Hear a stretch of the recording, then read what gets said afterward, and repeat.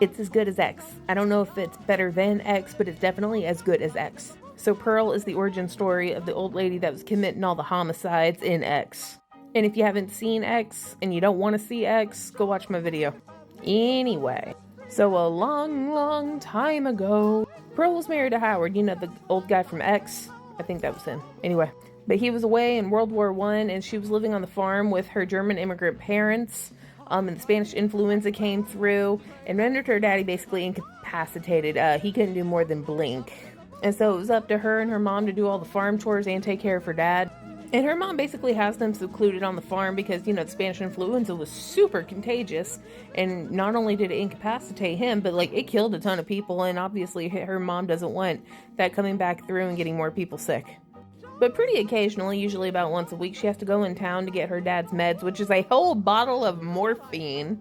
And while she's there, she takes the leftover money to go to the movies. She wants to be a dancer in the pictures. And then the projectionist tells her that she can. And then she goes to see him one night and shows her a nude movie from France. And he tells her that he wants to take her to Europe so that she can be a star.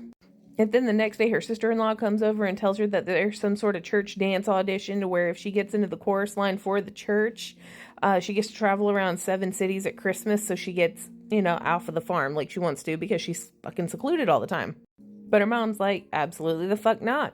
And it becomes a whole thing. See, she hates her mother because her mother is very no-nonsense. I'm not saying that she is a bad person other than when she took her dinner away that one time.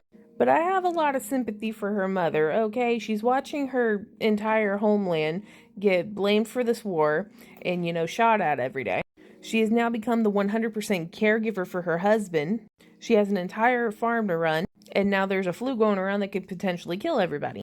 And how did I end up? And a daughter with homicidal tendencies. I mean, this didn't just start. She'd been doing it, I guess, her whole life. And, like, she even caught her one day trying to feed her dad to the alligator.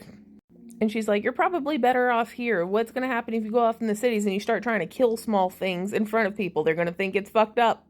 Anyways, it comes to blows and her mother's killed. And then she kills her dad.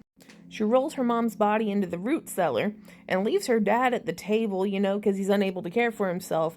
Goes all the way into town to have sex with the projectionist. Then brings the projectionist home where, you know, her dad is still laying there. And there's food everywhere. And her mom's rotten body's in the basement. He sees this and he's kind of like, what the fuck? And she expects him to go along with this. And when he's like, okay, you have a nice day. I gotta go be any fucking where else. She kills him. You know what throws me for a loop on that, though? She wants to get out of town. He had a car, and she killed him. I understand she can't drive a car, but she could have figured it out, and then she could have just gotten away.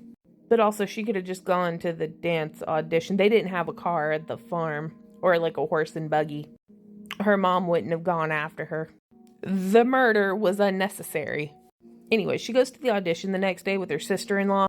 And, you know, she does the dance, and they make it look like that she does really well, but I have the sinking suspicion, and this is the other thing I was thinking about, that she was addicted to the morphine the whole time, so I'm kind of wondering if it's like that episode of Family Guy, where Peter and Lois were smoking too much pot while trying to write a song, and it turns out that they were completely wasted the whole time, but it sounded really good to them, and I'm kind of wondering if that's what happened during her audition, but I think that's what happened.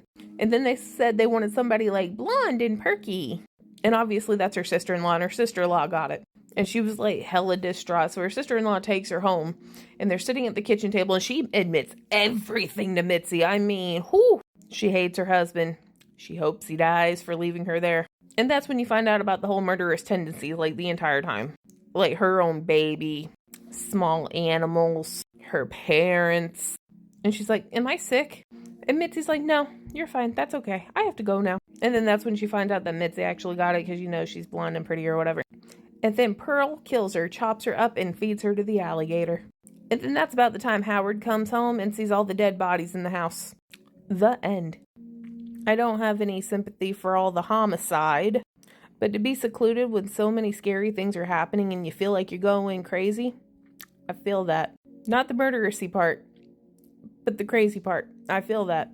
I've been there. It's weird to have sympathy for everybody in this movie, except the picture show guy.